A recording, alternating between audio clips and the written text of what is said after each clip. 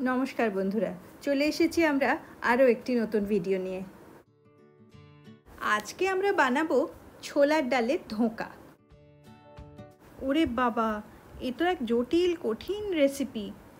আসলে কিন্তু তা নয়।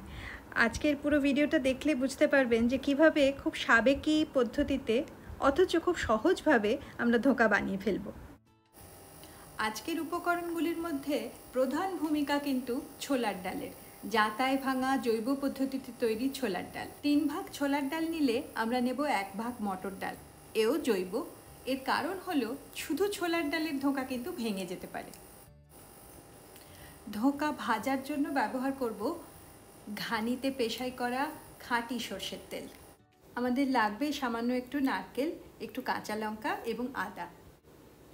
মশলার মধ্যে লাগবে জিরের গুঁড়ো, একটু হলুদ গুঁড়ো, আর নুন মিষ্টির জন্য আমরা ব্যবহার করব আখের গুড় এবং গোলাপি লবণ।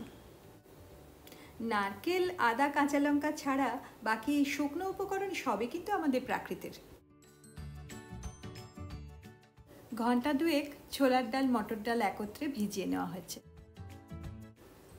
নারকেল কিন্তু এই পরিমাণই লাগবে, এর থেকে বেশি নারকেল দিলে কিন্তু ধোঁকা ভেঙে যাবে। এবার সব উপকরণ একসঙ্গে বেটে নিতে হবে। জলের পরিমাণ খুব বেশি বা কম কোনোটাই কিন্তু চলবে না, বাটাটা ঠিক এমনটাই হবে। ডাল বাটাটাকে এবার কষিয়ে নিতে হবে। কড়াই গরম করে একটু সর্ষের তেল দিয়ে নিলাম। তেল গরম হলে প্রথমে আমরা একটু হিং দিচ্ছি। বেটে রাখা ডাল সব উপকরণ সমেত এবার আমরা তেলে মিশিয়ে দিলাম। নুন, মিষ্টি, হলুদ, জিরে এসব কিন্তু আমরা একই সঙ্গে দিয়ে দিলাম। এবার খুব ভালো করে নেড়ে একে পাক দেবার পালা। তেল টেনে নেবে কিন্তু সবটুকুই, তাতে কোনো অসুবিধা নেই। এইভাবে ক্রমশ পাক দিতে দিতে দেখবেন রং একসময় বদলাতে শুরু করবে। সব উপকরণ একসঙ্গে এসে যখন এরকম মণ্ড হয়ে যাবে, আমাদের কষানো শেষ। এবার এই মণ্ডটিকে একটি থালায় নিয়ে হাত দিয়ে চেপে চেপে পাতলা করে নিয়ে তারপর তার থেকে ছুরি দিয়ে সাবধানে পছন্দ মতো আকার গড়ে নেব। এবার ধোঁকা ভাজার জন্য গরম কড়াইতে আবার একটু তেল দিয়ে নিলাম। তেল গরম হলে একে একে গড়ে রাখা ধোঁকাগুলি এর মধ্যে দিয়ে মাঝারি আঁচে লাল করে ভেজে নেব। আমাদের ধোঁকা কিন্তু একদম রেডি হয়ে গেছে।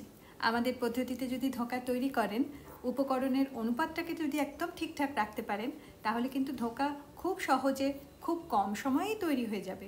এটা কিন্তু আর জটিল বা খুব কঠিন কোনো বিষয় বলে মনেই হবে না।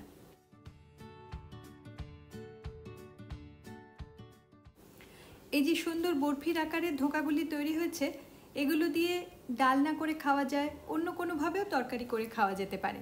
আপনারা কিভাবে রান্না করেন আমাদের কমেন্ট সেকশনে লিখে জানাতে পারেন।